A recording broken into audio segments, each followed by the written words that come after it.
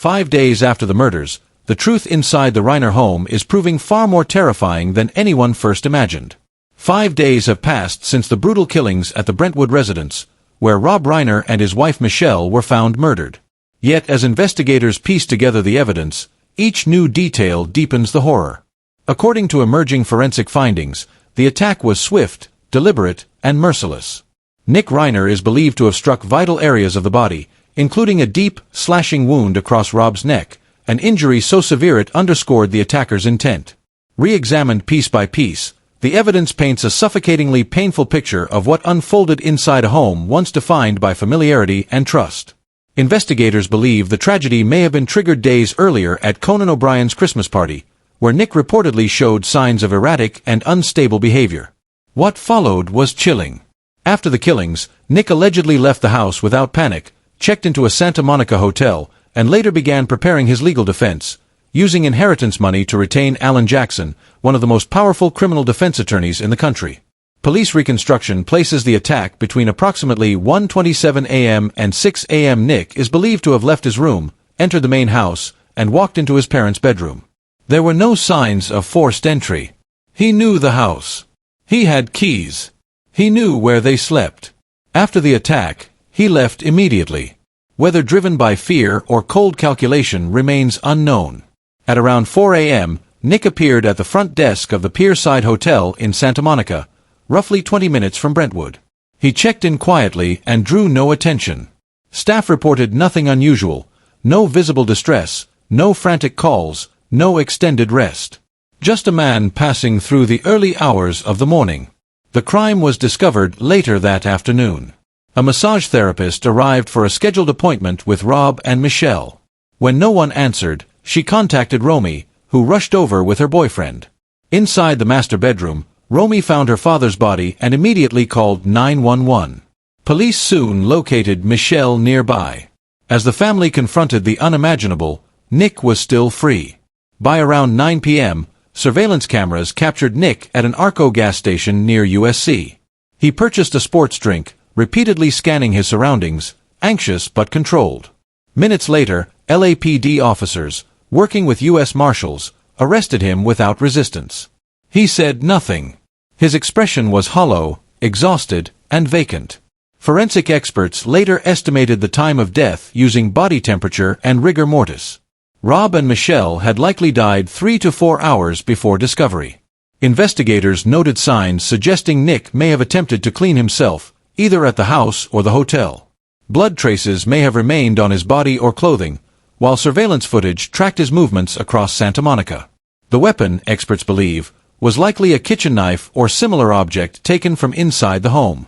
Nick's familiarity with the environment allowed him to act with brutal efficiency. The bedroom became a blood-soaked crime scene. Initial reports spoke of a single throat wound. Later examinations revealed something far worse. Both victims sustained multiple stab wounds in addition to deep slashing injuries. Forensic expert Professor Joseph Scott Morgan explained that such wounds indicate sustained force, close-range violence, and clear intent. Knife attacks require energy, proximity, and repeated motion. When wounds accumulate, investigators often describe the act as overkill. The combination of deep punctures and long slashes suggests this was not a momentary loss of control, but a prolonged, deliberate assault. Cutting the throat, Morgan noted, is rarely quick. It often requires restraint, pressure, and repeated motion, details that make the crime especially disturbing. Evidence suggests the victims may have been attacked while in bed. If so, the attacker knew exactly where they were, how they slept, and how vulnerable they would be. Such an attack would have required invading their personal space completely, possibly climbing onto the bed to apply enough force. The neck contains major arteries. Once severed, blood spreads rapidly. Combined with multiple stab wounds, survival becomes impossible. All evidence points to Nick Reiner, the only other person in the house with unrestricted access to the bedroom. Then came the next shock. Nick Reiner's legal defense is reportedly being paid for with his parents' estate. Alan Jackson, one of the most elite defense attorneys in the country, does not take ordinary cases. His fees have reached millions in past trials. Sources now claim that funds from Rob and Michelle Reiner's estate, estimated at roughly $200 million, are being used to cover Nick's defense costs. Family members reportedly approved this decision, believing a mental illness defense could lead to psychiatric commitment rather than life in prison. Under California law, Nick would lose inheritance rights if convicted, but estate funds can still legally be used to pay defense fees before a verdict. The court has not confirmed the funding source, leaving public outrage and speculation swirling. Nick has since made his first court appearance. He faces 2 counts of first-degree murder, with aggravating circumstances. Dressed in a blue jail suit, he stood silently beside Alan Jackson. Cameras were barred. The hearing lasted only minutes. When asked if he waived his right to a speedy trial, Nick replied calmly, "Yes, Your Honor." No explanation. No emotion. Some stories don't begin with a crime. They begin with years of unanswered warnings. The arraignment has been postponed to January 7th, but the weight of this case is only growing heavier.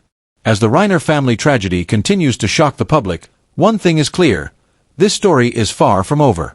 Before a courtroom ever decides guilt or innocence, investigators are still piecing together what happened inside that Brentwood home, and the long, painful path that led Nick Reiner there.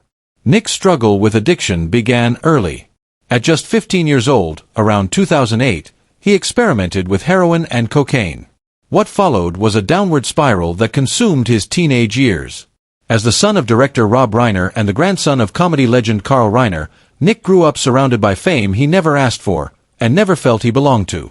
From the start, his family recognized the danger. Rob and Michelle sent him to rehab while he was still a minor. That intervention became a pattern.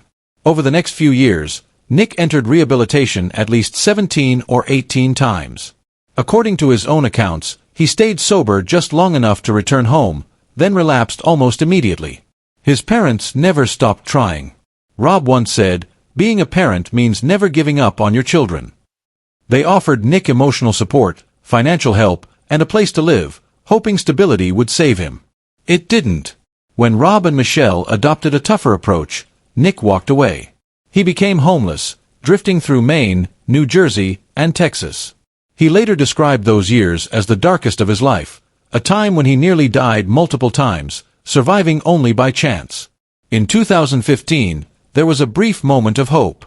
At 22, Nick reached a period of sobriety and worked with his father on the film Being Charlie, a semi-autobiographical story about addiction. He moved back home, and the project helped repair some of the damage between father and son. But the relapse came again. By 2018, Nick admitted he was deep into heroin use and had nearly died from a cocaine-induced heart attack on a plane. During a binge, he destroyed his parents' guest house, smashing furniture and electronics. After that, Rob and Michelle forced him out and sent him back to rehab. Around 2020, they allowed him to return to the main house, an attempt to supervise and protect him as his behavior grew increasingly unstable. In the months before the tragedy, they were deeply worried about his mental health and addiction. Then came the night everything changed. On December 13, 2025, Rob and Michelle attended Conan O'Brien's annual Christmas party in West Los Angeles. This time, they brought Nick with them. Friends later believed they didn't want to leave him alone. At the party, Nick stood apart. Wearing a gray hoodie, he wandered silently, unsettling guests with intense stares and blunt questions. Several attendees later said his presence made them uncomfortable. Jane Fonda reportedly felt a chill when he stood too close and stared without blinking. The tension escalated when Nick interrupted private conversations. Rob pulled him aside. Voices rose. Guests could hear the argument. Rob scolded him. Michelle tried to calm both sides. Nick snapped back angrily. Soon after, Rob and Michelle left the party, visibly shaken. One witness said they kept looking back at their son, torn between love and fear. Nick stayed behind. Hours later, tragedy unfolded inside the Reiner home. Now, as the legal case moves forward, prosecutors are expected to rely on physical evidence, surveillance footage, and forensic findings reportedly linking Nick directly to the crime scene. Witnesses described him as extremely high shortly after the incident, a detail that may explain behavior, but offers little legal protection under California law. Drug use alone does not erase intent. And if evidence shows preparation or premeditation, defenses based on addiction or diminished capacity face steep obstacles. If convicted of first-degree murder with special circumstances, Nick could face life without parole. This case is expected to become one of the most closely watched trials in modern American history, a courtroom tragedy involving fame, family, addiction, and irreversible loss. At its core, this is not just a legal story. It is a painful reminder that love, money, and relentless effort cannot always save someone, and that sometimes the warning signs arrive long before the final, devastating moment. What do you think a jury will see when they look at Nick Reiner? We invite you to share your thoughts. This was just the beginning. Hit that subscribe button and buckle up. Digital Garage has so much more in store.